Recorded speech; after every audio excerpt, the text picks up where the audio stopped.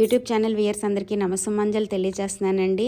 సరదాగా 4 మాటలు అమ్మవారి గురించిన నాకు తెలిసిన విషయాలు మీతో పంచుకోవాలన్న ఉద్దేశంతో ఈ వీడియో ద్వారా నేను మీ ముందుకు రావటం జరిగిందండి. అమ్మకి దగ్గర కావాలంటే మనం పండితులమైపోక్కర్లేదండి, బోల్డ్ బుక్కులు చదివేక్కర్లేదు, స్తోత్రాలు చేయక్కర్లేదు. మనకి కేవలం కావాల్సింది భక్తి, ప్రేమ అండి. ఆ రెండు ఉంటే చాలండి, అమ్మ మనల్ని దగ్గరికి తీసుకుంటుంది. నిజంగా ఏ తల్లైనా బాగా జ్ఞానం సంపాదించిన వాళ్ళ కంటే అండి మనకు కొంచెం జ్ఞానం తక్కువ ఉందంటేనే, అంటే మందబుద్ధులం అయితేనే జాలి పడుతుంది మనల్ని కన్న తల్లులు. అటువంటిది జన్మ జన్మల తల్లి ఆ జగదంబ ఇంకెంత కరుణ కలిగి ఉంటుందో ఆలోచించండి.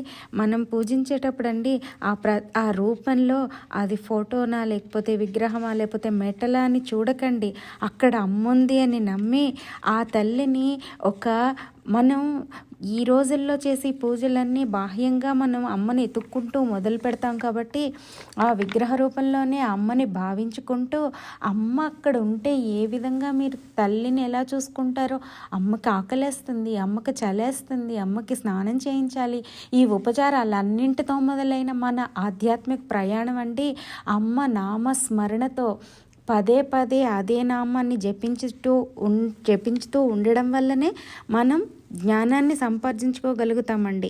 నిజానికి అమ్మ తత్వాన్ని అర్థం చేసుకోవాలంటే అండి మనకి జ్ఞానం కావాలి.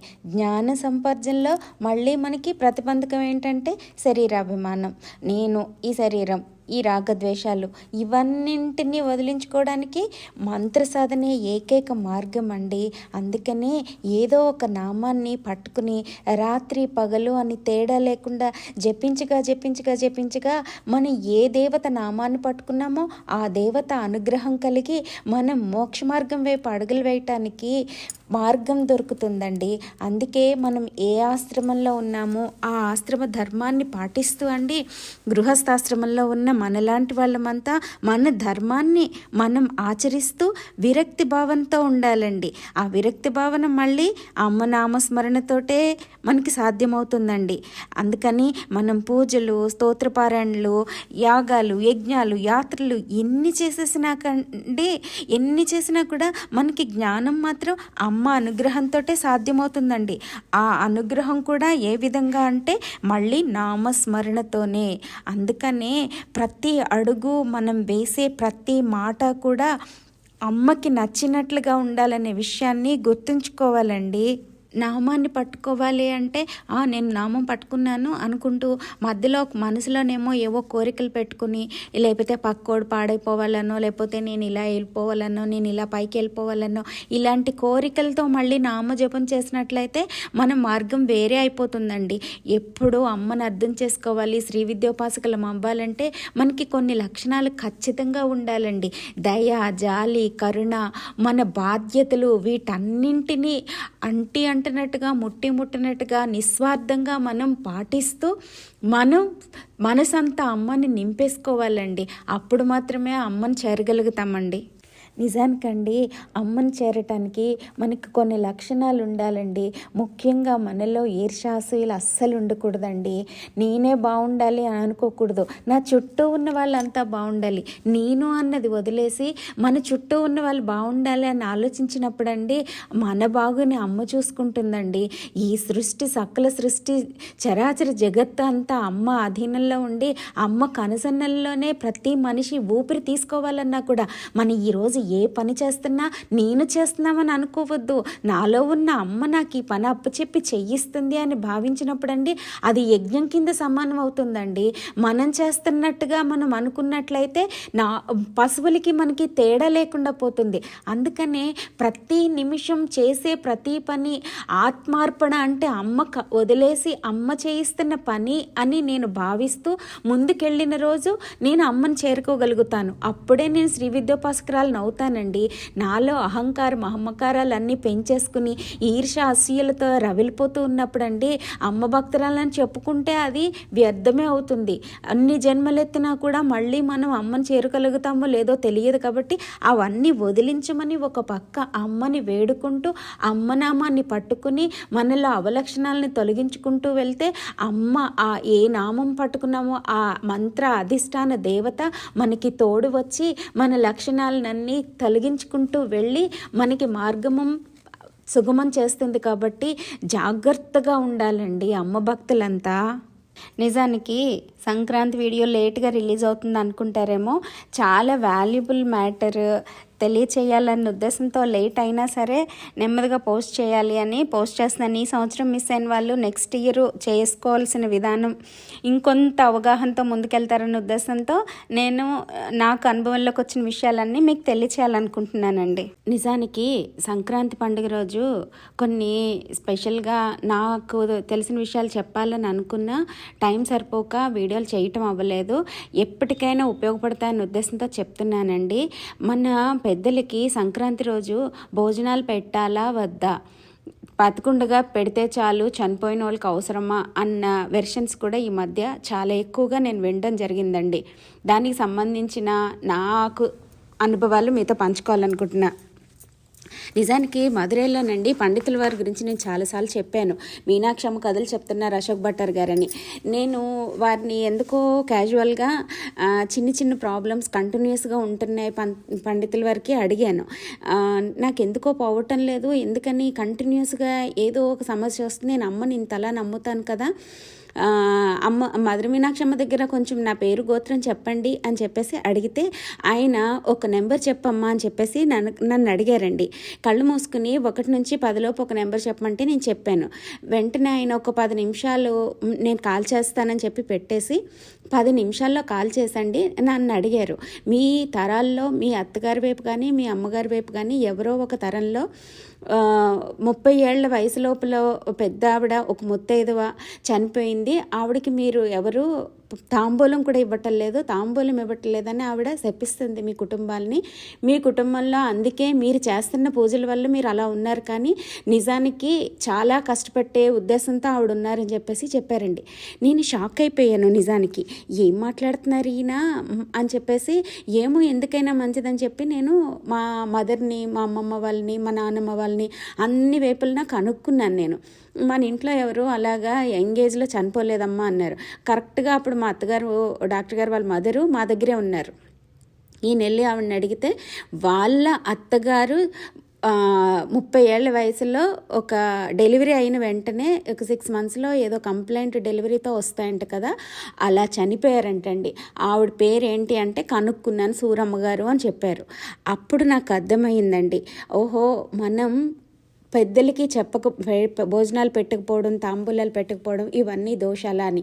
అప్పుడు పంతులు గారు చెప్పారు, కనుక్కున్నానండి ఇలా ఒక ఆవిడ 30 years లోపలే పోయారంట అని చెప్తే అప్పుడు వారు అన్నారు, ఆవిడ పేరు చెప్పి ఒక 11 మందికి 11 వారాలు లైన్గా చీరలు తాంబూలం కింద ఇవ్వమ్మా అని చెప్పారు.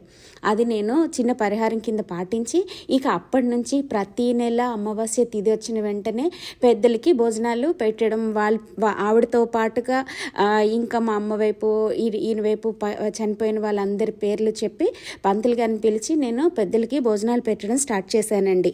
మనం ప్రతి నెల పెట్టడం పెద్దల పేరు చెప్పి ఒక ఎత్తు అయితే, మకర సంక్రాంతి రోజు ఖచ్చితంగా సంవత్సరం అంతా పెట్టకపోయినా కూడా సంక్రాంతి రోజు పెద్దలకి భోజనాలు ఖచ్చితంగా పెట్టండి.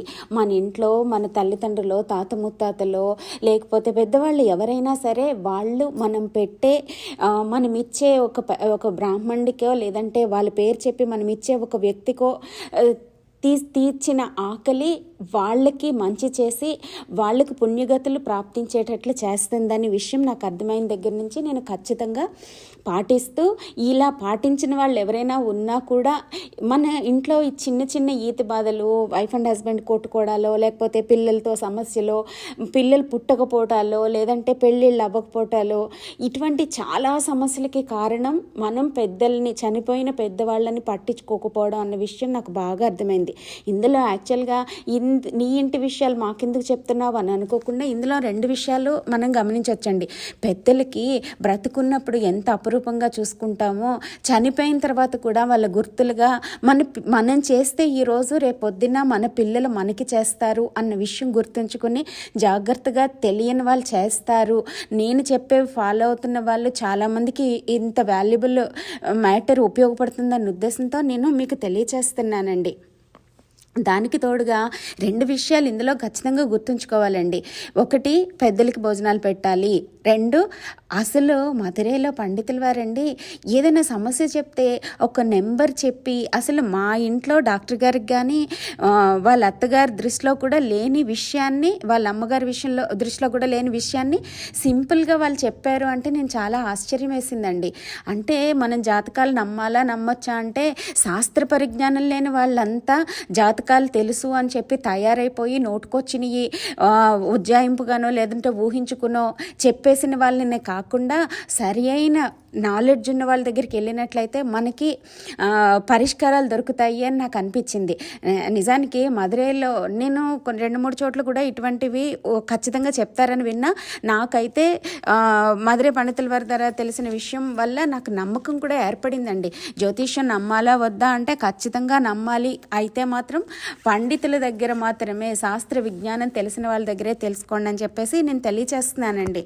ఇకపోతే అండి, మన ఇంట్లో మగపిల్లలు లేరు, తల్లిదండ్రులకు పెట్టాల్సిన మగపిల్లలు వాళ్ళు చూసుకుంటారు కదా అని మాత్రం అనుకోకండి. నేనైతే పిల్లలకు అలవాటు చేయాలన్న ఉద్దేశంతో నా కూతురు చేత కూడా, నేను డాక్టర్ గారు ఇటువంటివి పెద్ద పట్టించుకోకపోవడం వల్ల నేనే పంతులు గారిని పిలిచి వాళ్ళ పేరుతోటి నేను పెట్టించేస్తానండి. నేనే ఇచ్చేస్తాను దానాలు. తర్వాత ఇప్పుడు నా కూతురు ఆడపిల్ల మగపిల్ల, వీళ్ళు ఇవ్వాలా వీళ్ళు ఇవ్వకూడదా ఇటువంటివన్నీ చూడకండి. ప్రేమతో మన పెద్దల్ని పిలిచి మనం ఎవరిమిచ్చినా సరే వాళ్ళకి అందుతుంది అని నేను గట్టిగా నమ్ముతున్నాను. అది పంతులు గారిని కూడా కనుక్కున్నాను. ఇది మగపిల్లలే చేయాలంటే మరి ఆడపిల్లలు చేయకూడదని ఒక వెర్షన్ వచ్చిందంటే, మగపిల్లలు లేని వాళ్ళు ఏం చేస్తారు, ఇంకొక ఎక్కడి నుంచో మగపిల్లలు తయారు కదా, అందుకని తప్పు కాదు, ఆడపిల్లలు కూడా ఇవ్వచ్చు అని చెప్పేసి మా పంతులు గారు తెలియచేశారండి. నేను యాక్చువల్గా వారి చేతే చెప్పించాలని అనుకున్నా, ఆ హడావుడిగా ఉండడం వల్ల నాకు వీడియో చేయలేకపోయాను ఆ రోజు. అయినప్పటికీ కొద్దిగా 2 పంతులు గారు, మా కృష్ణ శర్మ గారు వేరే పంతులు గారిని కూడా తీసుకొచ్చారు. వారిద్దరి చేత నేను చేయించినవి వీలైతే క్లిప్స్, ఫొటోస్ ఉన్నాయి, కలుపుతాను. మీరు పాటించిన వాళ్ళు ఎవరైనా ఖచ్చితంగా ప్రతి నెల వీలైతే, లేదంటే సంవత్సరానికి ఒకసారి పెద్దల పండుగ సంక్రాంతి రోజున ఖచ్చితంగా ఇవి పెద్దల పేరు చెప్పిస్తారన్న ఉద్దేశంతో మీకు తెలియచేస్తున్నానండి.